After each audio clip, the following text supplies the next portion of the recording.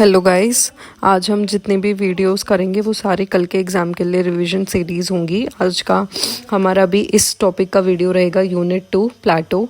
अब प्लेटो से पहले मैं आपको एनालाइज भी करके बता देती हूँ। जितने पीवाईक्यू मैंने देखे हैं उन सभी में प्लेटो से सिर्फ 2 ही टॉपिक्स पूछे गए हैं। एक उनके व्यूज़ उनकी आइडियल स्टेट वाली थ्योरी को लेकर और एक थ्योरी ऑफ जस्टिस को लेकर। मेथोडोलॉजी भी उनकी पूछी गई है, वो भी बस एक बार। और इसके अलावा ये भी पूछा गया है, अगर हम एरिस्टोटल के उसके पर्सपेक्टिव से देखें कि एरिस्टोटल ने किन किन चीज़ों पे क्रिटिसिज्म किया है प्लेटो का, तो दोनों में एक आपको डिफरेंस भी पता होना चाहिए, क्योंकि दोनों की कुछ थ्योरीज भी हैं जो एकदम सेम है, लेकिन उनमें उन दोनों के व्यूज़ अलग अलग है, जैसे थ्योरी ऑफ जस्टिस और आइडियल स्टेट। तो पहले हम स्टार्ट करते हैं प्लेटो से, और साथ साथ में एक कंपैरेटिव स्टडी करते चलना, एरिस्टोटल क्या कहता है प्लेटो क्या कहता है और दोनों का क्या मेथड है। अब प्लेटो जो है वो एक ग्रीक फिलोसोफर है। प्लेटो को डिस्क्राइब करा जाता है as the real intellectual founder of Christianity. इसके अलावा प्लेटो जो है उनको एक आइडियलिस्ट माना जाता है, फिलोसोफर माना जाता है, रैशनलिस्ट माना जाता है और एक रेवोल्यूशनरी माना जाता है। ये आप स्टार्टिंग में कोई भी क्वेश्चन आता है प्लेटो से रिलेटेड तो एक छोटे से पैराग्राफ में उनकी स्टार्टिंग में इंट्रोडक्शन में लिख सकते हो। उसके अलावा बहुत सारे आइडियलिस्ट थिंकर्स हैं जो प्लेटो को अपना टीचर मानते हैं, और उनको बहुत ही प्राउड फील होता है जब वो अपने आप को इनका स्टूडेंट बनाते हैं या डिसाइपल बताते हैं। कुछ लोग हैं जो प्लेटो को क्रिटिसाइज करते हैं, कुछ इनको सराहते हैं, लेकिन इनको इग्नोर नहीं करा जाता। प्लेटो के टीचर हैं सोक्रेट्स।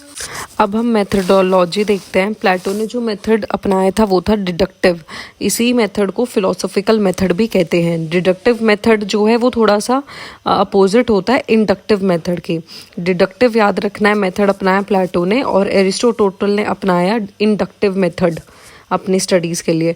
तो इंडक्टिव मेथड में क्या होता है कि जो भी बात थिंकर अपनी रखता है कंक्लूजन के तौर पर, वो पूरी अच्छे से स्टडी करके, पूरा ऑब्जर्वेशन के साथ, फैक्ट्स के बेसिस पे, साइंटिफिक स्टडी के बाद रखता है। लेकिन जो डिडक्टिव मेथड होता है उसमें पहले ही अपनी इमेजिनेशन डाली जाती है। प्लेटो जो है वो अपनी जो भी हम थ्योरीज पढ़ेंगे उनमें प्लेटो पहले अपनी वो खुद क्या सोचता है, अपनी उसकी इमेजिनेशन क्या कहती है वो रखेगा, भले ही रियलिटी में कुछ और भी चल रहा हो। लेकिन इंडक्टिव मेथड जो एरिस्टोटल अपनाता है उसमें वो यही करता है, पहले प्रेजेंट स्टडी करता है, पहले पूरी स्टडी करता है, फिर अपना कंक्लूजन देता है। तो इसलिए याद रखना है कि जो प्लेटो है उसने डिडक्टिव मेथड अपनाया और एरिस्टोटल इंडक्टिव, और दोनों का फ़र्क।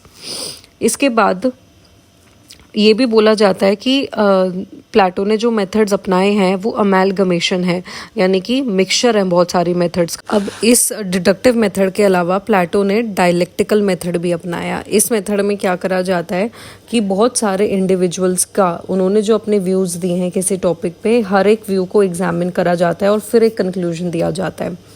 तो प्लेटो ने ये भी अपनाया। प्लेटो ने इसके अलावा एक एनालिटिकल मेथड भी अपनाया, जिसमें कि बहुत ज़्यादा एनालिसिस करा जाता है और उसके बाद जो भी रिजल्ट निकलता है उसको एक साथ लिखा जाता है, यानी कि कंक्लूजन को एक साथ फिर बाद में लिखा जाता है। इसमें प्लेटो ये कंक्लूजन निकालते हैं कि एक आइडियल स्टेट में क्या होना चाहिए, प्रोड्यूसर्स होने चाहिए, सोल्जर्स होने चाहिए और रूलर्स होने चाहिए।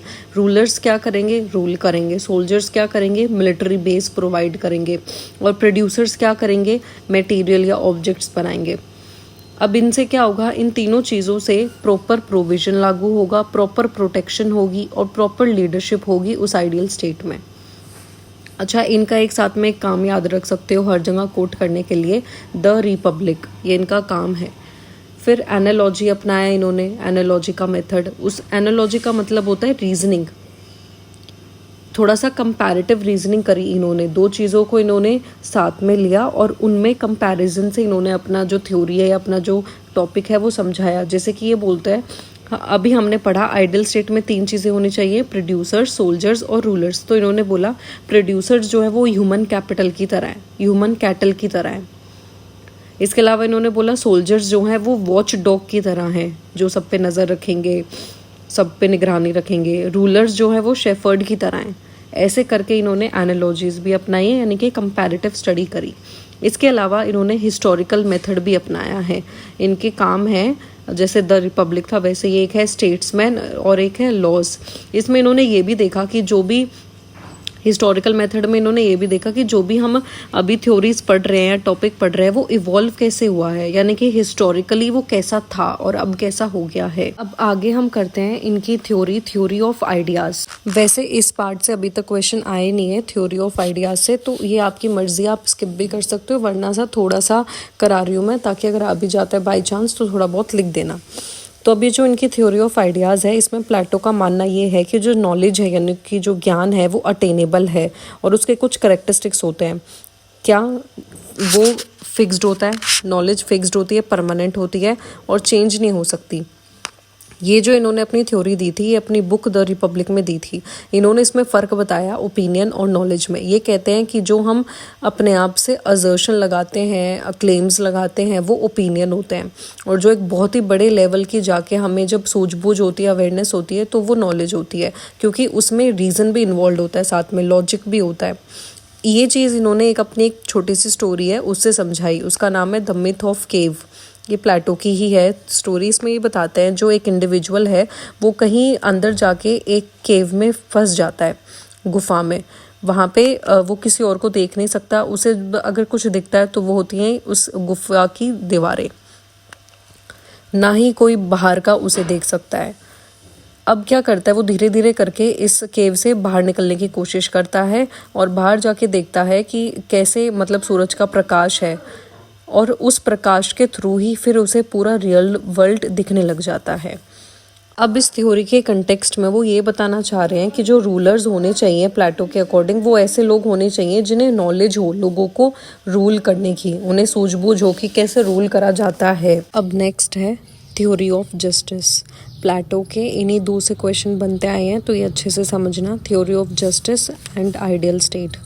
थ्योरी ऑफ जस्टिस में प्लेटो ये कहता है कि जस्टिस यानी कि न्याय केवल लॉज को फॉलो करने से नहीं होगा, उनके सिर्फ ओबे करने से जस्टिस समाज में नहीं आएगा, बल्कि लोगों को अपने अंदर ही एक ऐसी स्पिरिट लानी होगी कि सब ये सोचेंगे कि हमें दूसरों का भला करना है, हमें ऐसी चीज़ें सोचनी है जिससे पूरे समाज का भला होता हो।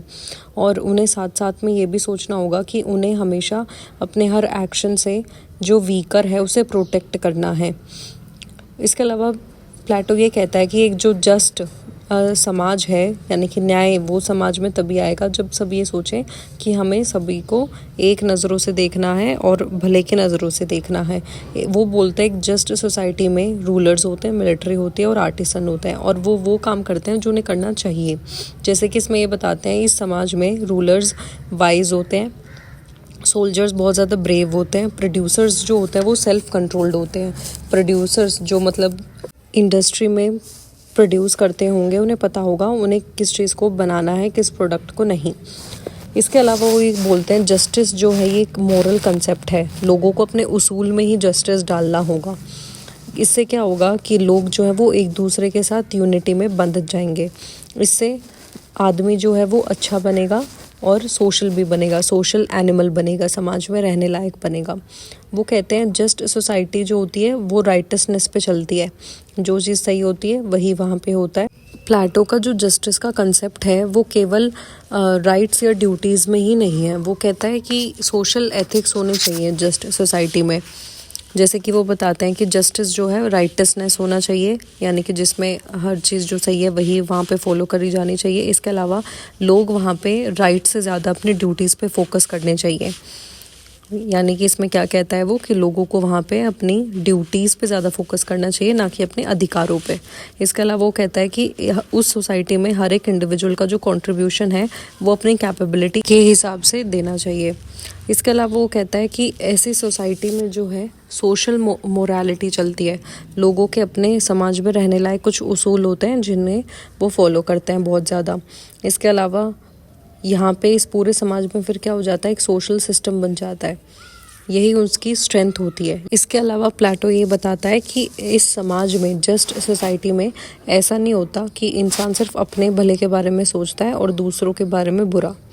ये बताता है कि ऐसी सोसाइटी जो है वो ट्रेडिशनल थ्योरी पे चलती है, जिसमें आदमी को जो उसे करना चाहिए, जो सब पूरे समाज के लिए अच्छा हो, जो पूरे समाज को फिर यूनिटी में बांध के रखे, वही उसे करना चाहिए। ऐसा नहीं है अपने लिए अच्छा और दूसरों के लिए बुरा सोचे। इसलिए प्लेटो कहता है जस्टिस एज अ कंसेप्ट हम गुड फॉर ऑल के बारे में सोचता है, चाहे वो गिवर हो, चाहे वो रिसीवर हो, चाहे वो दोस्त हो या दुश्मन हो, सबके लिए अच्छा। इसके अलावा वो बोलता है, प्लेटो ने रिजेक्ट करा है कंसेप्ट जिसमें कि ये बोला जाता है कि जस्टिस हमेशा सिर्फ स्ट्रॉन्गर जो मेजॉरिटी हो सकती है, जो स्ट्रॉन्गर आदमी होगा उसी के बारे में सोचा जाएगा। जस्टिस के बारे में प्लेटो इस नोशन को एकदम रिजेक्ट करता है कि नहीं, ऐसा नहीं होता कि जस्टिस केवल स्ट्रॉन्गर लोगों के बारे में ही होता है या जस्टिस केवल उनके साथ ही होना चाहिए। अब इस चीज़ को प्लेटो एक एग्जाम्पल से समझाता है जिसमें वो ये बताता है कि अगर कोई शू मेकर है तो ऐसा नहीं है कि वो अपने बनाए हुए सारे शूज़ खुद ही यूज़ करता है, या कोई फार्मर है ऐसा नहीं है कि वो अपने उगाए हुए सारे क्रॉप्स खुद ही खा जाता है। इसलिए वो कहता है कि ऐसा भी नहीं है कि जो रूलर होता है एक समाज में वो ऐसे ही लॉज बनाएगा जो उसको बेनिफिट करेंगे, क्योंकि हमने पिछले थ्योरी में भी समझा था प्लेटो की कि प्लेटो ऐसा चाहता है रूलर ऐसा होना चाहिए जिसे नॉलेज हो रूलिंग करने की, और उस रूलर को फिर स्ट्रॉन्ग होने की वजह से, स्ट्रॉन्गर पर्सनालिटी होने की वजह से ऐसा नहीं होना चाहिए जस्टिस सोसाइटी में उसको ज़्यादा बेनिफिट मिले, वो इक्वल चाहता है, तभी उसे जस्टिस सोसाइटी कहा जाएगा। इसमें वो बताता है कि जस्टिस सोसाइटी में हर एक आदमी को अपने खुद का भला तो सोचना ही सोचना है और साथ में कॉमन गुड के बारे में भी सोचना है। जस्टिस वो बताता है जस्टिस अगर सोसाइटी होगी तो उसमें सोसाइटी को कैसे हेल्प होगी, तो वो सोसाइटी अगर जस्टिस सोसाइटी है तो हारमोनियस सोसाइटी होगी, यानी कि हारमनी पे बनी हुई होगी, वहाँ पे कोई लड़ाई झगड़ा नहीं होगा, सभी क्लासेस वगैरह सब इंडिविजुअल्स एक ही फ्रेम में होंगे और इससे क्या होगा, यूनिटी होगी उस समाज में। तो वो बताता है कि जो जस्टिस सोसाइटी होगी या जो जस्टिस एक कंसेप्ट है वो इंडिविजुअल के बारे में एज अ होल के बारे में सोचता है, एज अ होल सोसाइटी के बारे में सोचता है, जिससे कि वो बताता है कि ये जो थ्योरी है प्लेटो की, इससे डिवीजन ऑफ लेबर होता है, जो जिस काम में परफेक्ट है, माहिर है, वो काम को कर रहा होगा, जो उसमें स्पेशलाइज्ड है वो उस काम को कर रहा होगा, जो उसमें एफिशिएंट है वो उस काम को अच्छे से कर रहा होगा। और आगे इसी थ्योरी को और अच्छे से समझने के लिए स्कीम ऑफ एजुकेशन थ्योरी लेकर आता है प्लेटो। इसमें वैसे इससे कोई क्वेश्चन आया नहीं है, लेकिन इससे ये बस इतना याद रखना कि जो थ्योरी ऑफ जस्टिस में प्लेटो बात कर रहा है जस्ट सोसाइटी एस्टैब्लिश करने की, तो उसका एक तरीका बता रहा है वो कि एक जस्टिस सोसाइटी एस्टैब्लिश करने की तरीका यही है एजुकेशन, लोगों को ज़्यादा से ज़्यादा एजुकेटेड बनाओ, क्योंकि एजुकेशन क्या होगा, एक इंडिविजुअल की पर्सनालिटी को डेवलप कर देती है, फिर उसे गलत सही के बारे में आसानी से अपने आप समझ आ जाता है, उसको ट्रुथ के बारे में सब कुछ समझ आ जाता है अपने आप, जिससे कि वो लोगों के बारे में या किसी भी इंसान के लिए समाज में गलत नहीं सोचेगा, ना ही करेगा। तो इससे क्या होगा, सोशल राइटसनेस या सोशल राइट समाज एस्टैब्लिश हो जाएगा। इसलिए एजुकेशन को प्लेटो बहुत ही नेसेसरी बताता है समाज के हर क्लास के लिए, हर एक इंसान के लिए। वो ये भी कहता है कि एजुकेशन से ज़रूरी नहीं है कि एक अंधे को आंखें मिल जाएंगी, लेकिन वो कहता है एजुकेशन से एक इंसान जिसके पास आंखें हैं उसे सही और गलत की पहचान करने का तरीका ज़रूर मिल जाएगा। वो बोलता है कि एजुकेशन से ही एक इंसान एक्टिव बनता है, उसकी प्रॉपर तरीके से ग्रोथ होती है। इसलिए वो कहता है कि एलिमेंट्री एजुकेशन तो हर एक इंसान को ज़रूर मिलनी चाहिए। साथ ही साथ एजुकेशन से क्या होगा, एक इंसान अपने लिए अच्छा स्टैंडर्ड ऑफ लिविंग बना पाएगा और साथ साथ में एक अच्छा ह्यूमन बीइंग भी बन पाएगा। अब आगे है आइडियल स्टेट की थ्योरी प्लेटो की। इसमें प्लेटो बताता है कि ये गवर्नमेंट की जॉब होती है जिसमें वो एक इंसान को, गवर्नमेंट क्या करती है, अपने हर एक सिटीजन को हेल्प प्रोवाइड करती है ताकि वो अपनी लाइफ अच्छे से जी सके। इसलिए प्लेटो कहता है कि एक आइडियल गवर्नमेंट होगी तो ही एक आइडियल स्टेट भी एस्टैब्लिश की जाएगी। हेल्दी स्टेट के बारे में प्लेटो ये कहता है कि हेल्दी स्टेट जो होगी वो एक ग्रुप होगा, वो सोशल ग्रुपिंग होगी, वो जहाँ पे मेन जो है वो एक साथ इकट्ठे आएंगे, डिवीजन ऑफ लेबर होगा, उनमें काम बांटा जाएगा, जो जिस काम में माहिर होगा वो वही काम करेगा और अपनी नीड्स को पूरी करेगा। फिर जस्ट स्टेट के बारे में वो कहता है कि ये वाली जो स्टेट होगी वो एक आइडियल होगी जिसमें फिलोसोफर्स जो होंगे वो अपनी नॉलेज, क्योंकि उनके पास सबसे ज़्यादा नॉलेज होगी प्लेटो के अकॉर्डिंग, और वही जज कर पाएंगे अपने नॉलेज के अकॉर्डिंग पूरे समाज को गाइड करेंगे। और बताता है कि इस आइडियल स्टेट में 3 तरह की क्लास होंगी, producing class, auxiliary class and ruling class. फिर वो अपनी बुक रिपब्लिक में ही बताता है कि जो आइडियल स्टेट होती है इसमें लोगों को लीड करते हैं फिलोसोफर्स। प्लेटो बताता है कि इस आइडियल स्टेट में जो रूलर्स होंगे यानी कि जो फिलोसोफर्स होंगे उनके पास रिस्पॉन्सिबिलिटी होगी पूरी कम्युनिटी के लोगों के इंटरेस्ट को प्रमोट करने की और उन्हें प्रिजर्व करने की और उनके इंटरेस्ट को प्रोटेक्ट करने की भी। इससे वो बोलता है कि एक ऐसा समाज आएगा जिसमें सभी खुश होंगे और जस्टिस भी यहीं एस्टैब्लिश हो जाएगा। वो ये चाहता था कि जो रूलर्स को अपनी जॉब अच्छे से पता होनी चाहिए और उनका काम मकसद उनका यही होना चाहिए कि उन्हें सभी के इंटरेस्ट को सर्व करना है, उन्हें प्रोटेक्ट करना है। इसलिए ये कहते हैं रूलर्स वाइज होने चाहिए, करेजियस होने चाहिए और जस्ट होने चाहिए। उनके अंदर ये सारी क्वालिटीज़ होनी चाहिए और ये सब इसने मेंशन करा है अपनी बुक द रिपब्लिक में। इसके अलावा वो कहता है कि अब ये कैसे पहचाने रूलर्स कैपेबल है या नहीं इन चीज़ों के लिए या नहीं, तो वो कहता है नॉलेज से ही एक इंसान क्वालिफाई करेगा एज अ रूलर। प्लेटो बताता है कि इसी नॉलेज की वजह से ही वो क्या करेगा कि अपनी रिस्पॉन्सिबिलिटी अच्छे से परफेक्ट मैनर में फॉर्म कर पाएगा। और वो कहता है रूलर्स को इसलिए पता होना चाहिए, मस्ट है उनके लिए, साइंस ऑफ पॉलिटिक्स, राजनीति की जो भी साइंस होती है वो उन्हें पता होनी चाहिए।